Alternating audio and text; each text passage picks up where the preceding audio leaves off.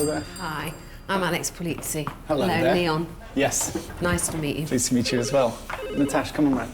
Hi, Natasha. Hello. I'm Alex. Nice to meet you. meet you. I'm At glad. last. Well, the wallpaper's coming off the walls. It's cracked everywhere. The headboard is filthy. The furniture is not just old, but mismatched. Well, I mean, Natasha has admitted that they all need a certain amount of tidying up, but that's more tidying up than I would expect. And there's no loo roll holder. This is a dirty bathroom. Oh my, look at this soap dish.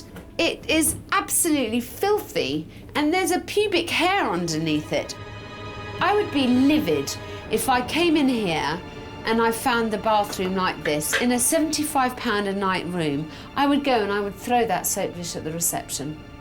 I'm repulsed. Natasha, Leon, there's a few things that I still haven't discussed with you that I would like to talk over before I leave. Cleanliness certainly is something that is an issue in all aspects of the hotel. Now, in the room next door, room 18, which I know you're selling for £75 a night for a double, the loo seat isn't attached.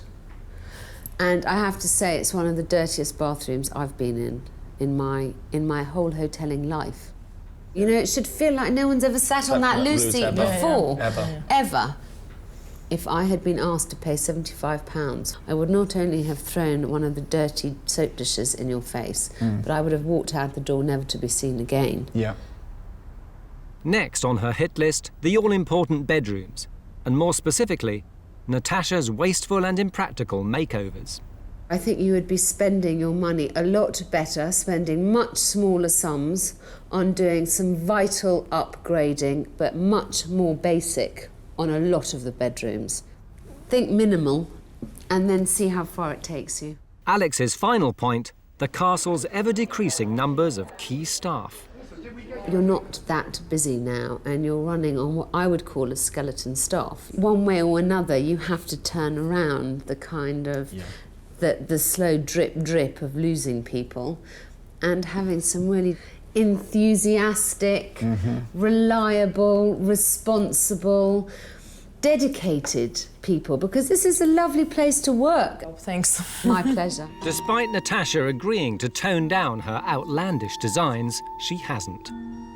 Understandably, Alex is concerned that yet more flights of fancy await her in the other bedrooms underway. Where are you putting beds? I don't know. This is actually... And Alex begins to doubt whether any of her advice is being followed. I'm feeling quite frustrated at this point because I feel like I'm being fed a line of bullshit. They say that everything's much better. They say that they've learned from what I told them before, and I see no evidence of that. I have never seen such chaos over a refurb as I did in that room. Who's running these builders? Who's ever heard of ripping out a room and starting to tile a bathroom without deciding where things are going to go? I feel like Natasha and Leon are fiddling while Rome burns. They haven't learned anything. They still don't know what it is to be a good manager. And I don't think they really care. And that really offends me, because I think this hotel deserves better than them. Now, they assured me that they were horrified, shocked at how bad things would get, and that they were going to rectify it all. So, seeing as I don't bloody believe them, I've come prepared this time. I'm not doing it without the gloves.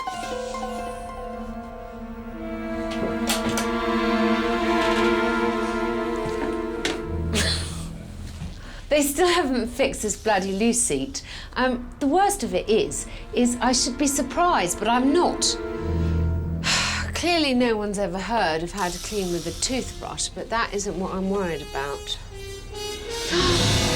It is there! It's still there! That pubic hair is symbolic of everything that is wrong with Natasha and Leon as managers of this hotel. That is their responsibility. You know, I like you as people, but I have to tell you, you offend every hotelling instinct that I have. I'm horrified at your arrogance in thinking that you can do this with so little knowledge.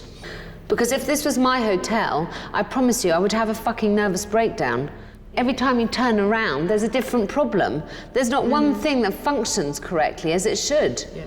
It's because we are used to it for past year, we don't... You know, and I think, you know, the rooms are a problem, the general cleanliness of the hotel is a problem, the way you talk to customers is a problem. You know, darling, you take your pick, lay your cards out on the table, pick your card.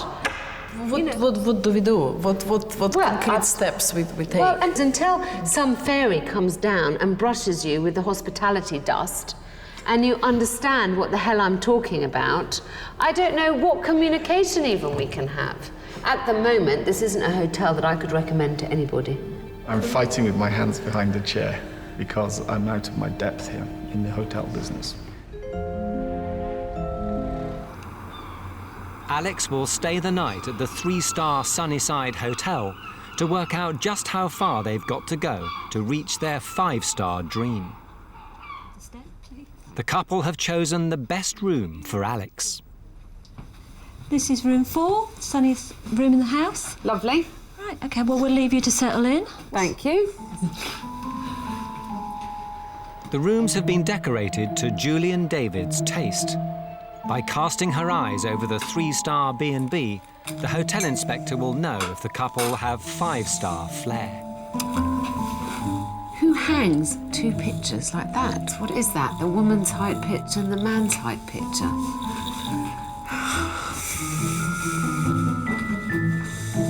It's not a promising start. What will the rest of the B&B's decoration throw up?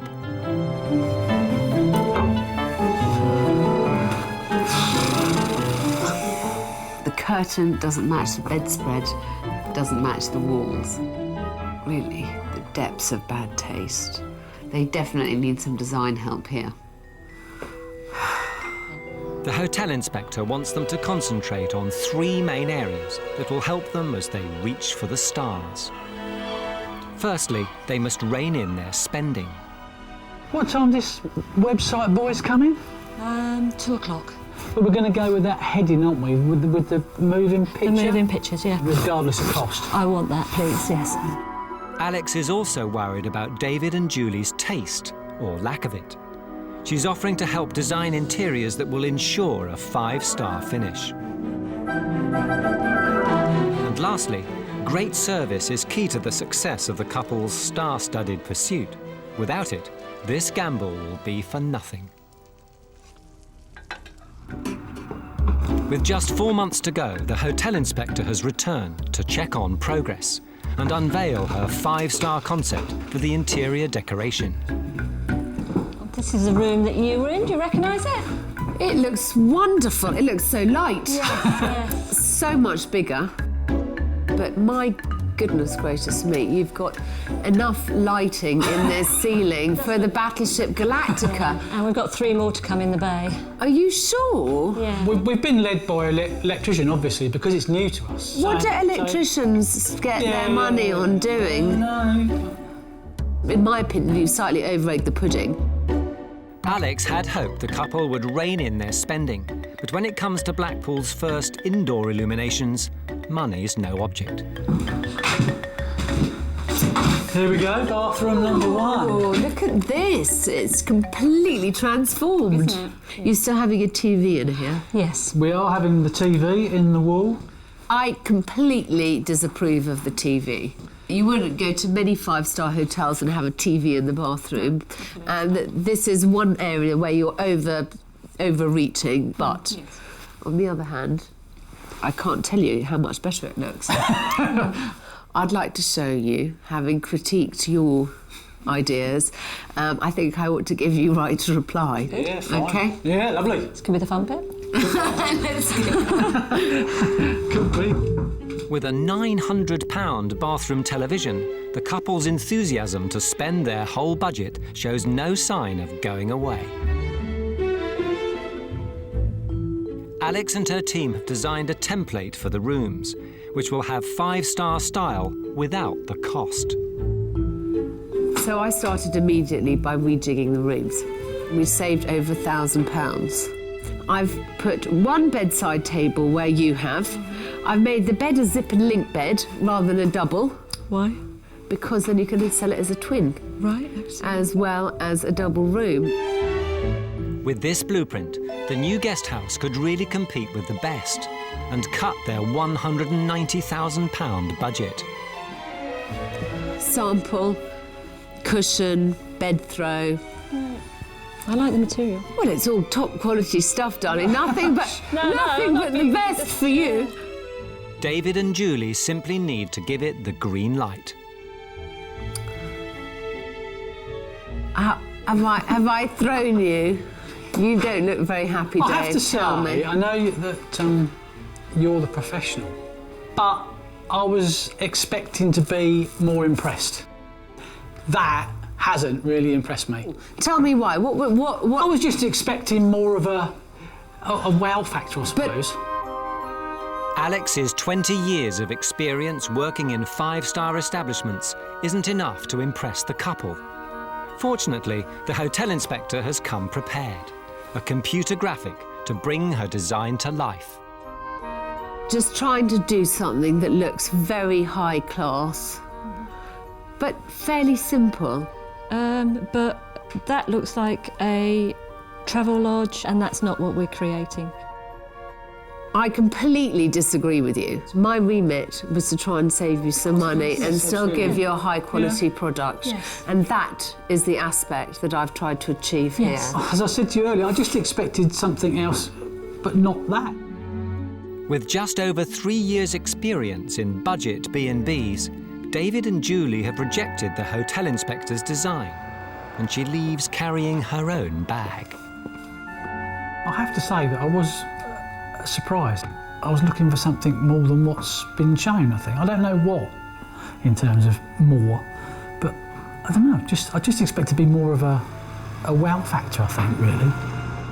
Him and I obviously have very different views on what constitutes a wow factor. I think they've basically already made up their minds how they want to do it. They have heard that phrase wow factor on some fucking house decorating show. I don't think that they've ever shown that their taste is good enough to rely on. Bonjour. Hello. Bonjour. Hi. Nice to meet you. Nice to meet you. Thank you for coming. Welcome. Alex. I'm Alex. Yeah. Hi, I'm Liz. Very nice. Very lovely to meet you. Hello. It's nice to see the place is jumping. Yes, it is. It is really lively. Yes, really. Really lively, absolutely. Really lively. The whole village is here. Tomorrow, the hotel inspector will give Liz and Michael her verdict. I don't care what criticism I'm told, I will take it all as constructive. And whatever I'm told, I will do. The most obvious thing that I've noticed here, the blindingly obvious, is the lack of professionalism of the staff. What you're doing is you're employing a dog and you're barking yourself. You shouldn't be serving breakfast. You don't need to be serving breakfast, whether it's to me or to anyone else. You know, I don't think it's correct that they sit at the bar smoking cigarettes. When I was at lunch here yesterday, there was a gentleman who was very upset because he'd asked 3 times for his bill and his bill hadn't come. Now, he knew that those girls worked here. He doesn't know they're on a break, that they're not supposed to be here. So as far as he's concerned, he's being ignored. Also, I think that there has to be a minimum dress code for your staff, that whether you like that tall girl style or not, to me, it looks very underdressed. You don't want someone to be fashionable who's serving you. You don't care. You want them to be efficient. I don't want to come into a bar and wonder who I'm supposed to ask for an order. So some way of noting that they work here would be quite helpful. The boundaries are too blurred. I think with short-term staff, you have to lay down the rules immediately, and then you can be nice to them 3 months down the line. But in the beginning, they're going to take you for a ride. Next, the question of the set lunch menu. You don't want to price yourselves out of a local market. I would rather have workmen in eating where I make 2 francs profit and having a few people in there who are enjoying themselves and making it busy and also making it seem authentic to the people who come and visit. And last but far from least, for a hotel with 14 bedrooms, Alex has spotted a large omission. What you don't have anywhere is anywhere for residents to sit. Lovely as that is, and kind of atmospheric as it is, it's not very comfy. I mean, if you think it becomes dark at 3:30, 4 o'clock in the afternoon, they come back here, they've got nowhere really to hang out, apart from their rooms. This has the best views, and it's being massively underused, as far as I can see. What I would like is to see a kind of quite modern, low tables and couches, and not have... I'd like to not make this so formal. Alex has made it clear things have to change at the Hotel du Repos, and Liz, at least, seems receptive. I hope that when you next come back, it will be positioned like that, and certainly get these boundaries done. Thank you. I don't think it's necessary for this hotel to dress up really smart every day. It doesn't seem right with the atmosphere. I think it went very well. I think the staff are adorable. When one of the girls arrived, somebody told me that she had attitude problems. I don't think any of them have got attitude problems. J'aime pas les uniformes. Je déteste les uniformes. She doesn't like the uniform at all. Ma classe. It seems it's not just the staff who fail to see the importance of the uniforms. Discipline's important, because if you don't have discipline, you don't have a business.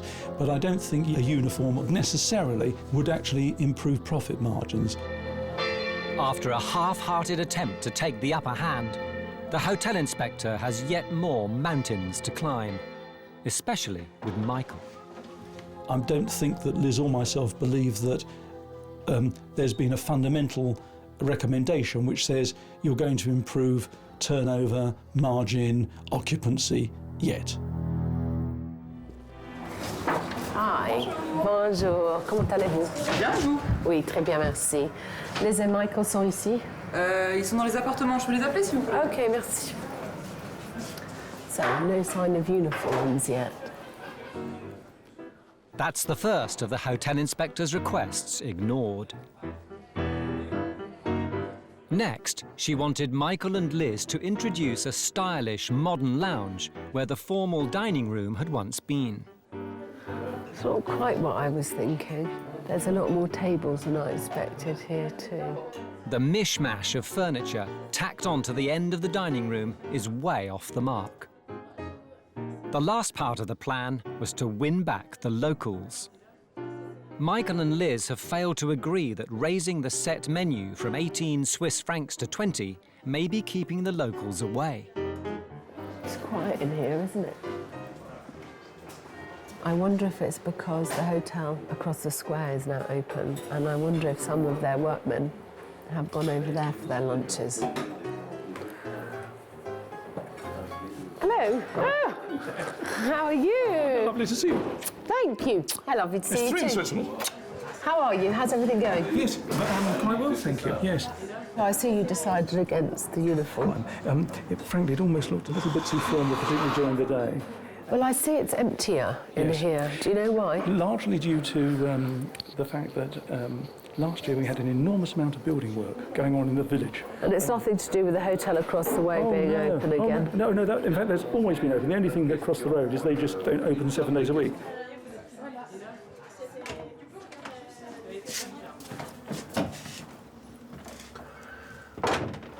Right.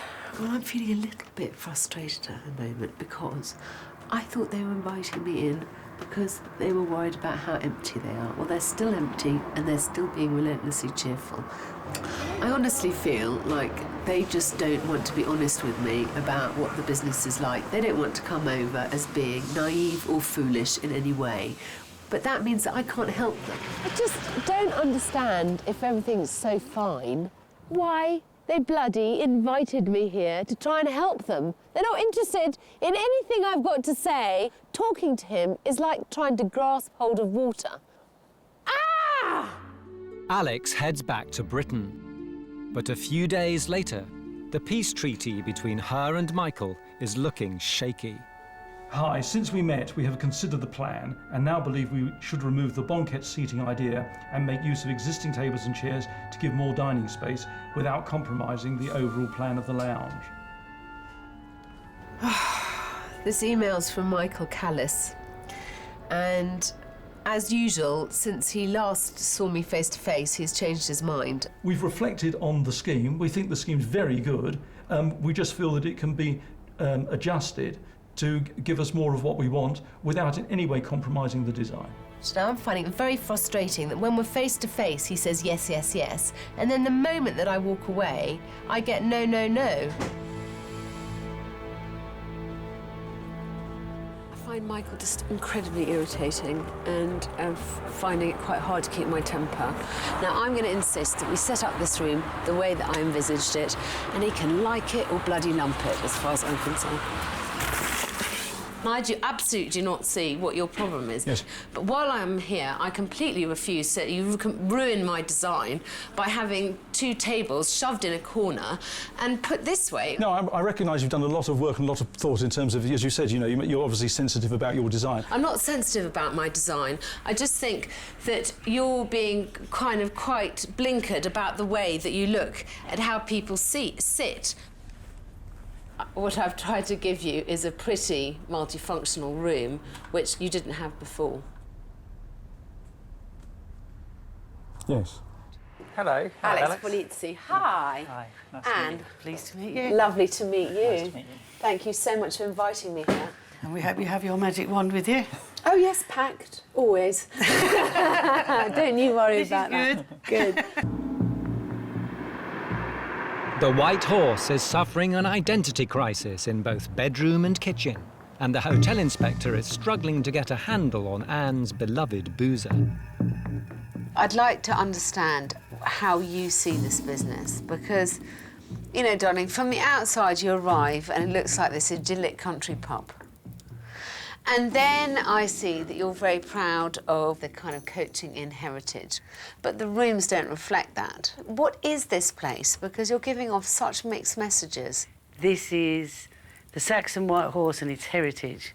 That again is a very mixed message. So, you look it up, it's the White Horse Risby. No, it isn't. Well, that's what it says on the sign outside. It should be on the fucking sign then. Well, all right. I'm going to get up there and paint it off myself now. It is not the White Horse Risby, it is the Saxon White Horse. It is the White Horse Risby. Why is that not enough for you? Are you trying to be a bit posher than it actually deserved? This is a Saxon building in a Saxon enclave. But, sweetheart, what does that have to do with the success or failure of the heritage. plays? It's heritage. No. It feels like a bit of a bastard child of 1,000 maniacs.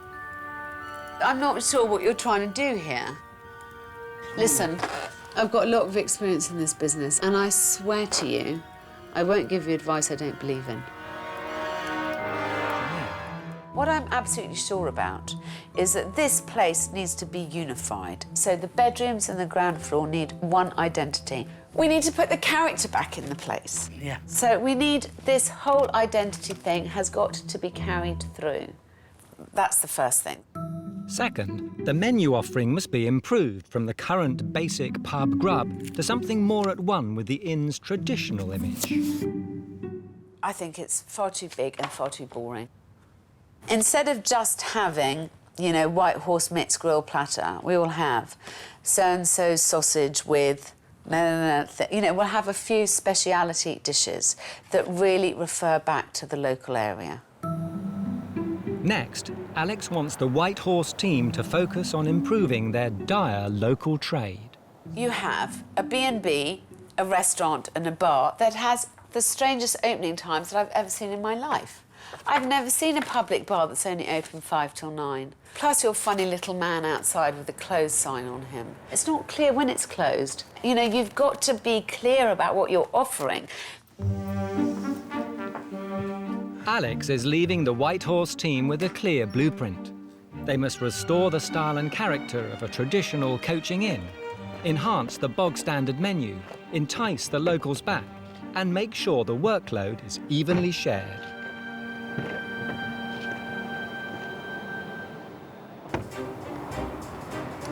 Well, I'm not thrilled to see that our little chef is still holding a closed sign and that this blackboard that tells you about when food is available is still minuscule. So there's already 2 things that I asked them to do that they haven't managed to. Not the best start. Will it get any better inside? Madam. Oh, dear. You are going to do something about this today. Well, this is the housekeeper's preserve, really, but... Well, you are the boss of the housekeeper.